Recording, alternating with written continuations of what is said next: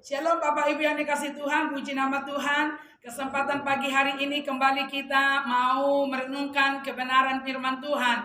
Tuhan sangat baik dan sangat luar biasa dalam kehidupan kita. Dalam firman Tuhan, orang yang telah diselamatkan, maka dia harus memuridkan. Orang yang percaya kepada Tuhan Yesus, maka dia harus menjadi pemberita firman Tuhan. Oleh sebab itu, ada 4 jenis panggilan. Yang pertama panggilan dari atas, yang kedua panggilan dari dalam, yang kedua panggilan dari neraka, yang ketiga panggilan dari dalam, yang keempat panggilan yang dari luar. Panggilan dari atas yaitu dari Tuhan Yesus.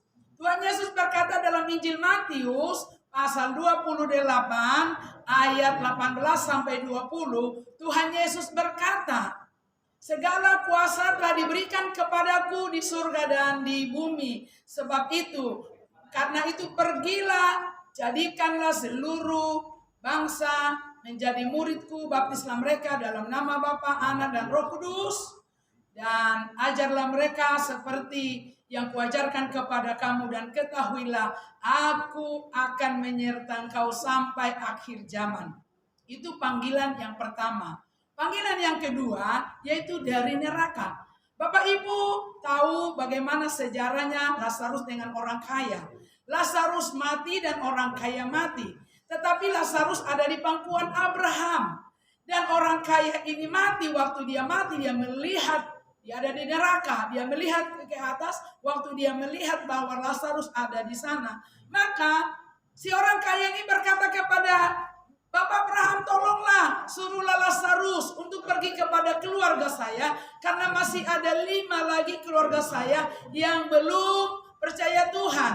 Artinya biarlah keluarga saya jangan ada di tempat ini. Ya, karena tempat ini sangat mengerikan. Itu panggilan yang kedua, yaitu panggilan dari neraka. Panggilan yang ketiga adalah panggilan dari dalam. Rasul Paulus berkata dalam Korintus, berkata di sana, celakalah aku kalau aku tidak memberitakan firman Tuhan. Jadi kita yang sudah percaya kepada Tuhan, kita harus menjadi pemberita kabar keselamatan yang daripada Tuhan. Karena kita telah diselamatkan, maka kita harus memberitakan firman Tuhan kepada banyak orang yang belum percaya kepada Tuhan. Yang keempat, panggilan dari luar, yaitu dalam penglihatan. Rasul Paulus melihat orang Makedonia memanggil dia, sehingga Rasul Paulus pergi ke daerah Makedonia, dan daerah Makedonia mendengarkan Injil Kerajaan Sorga.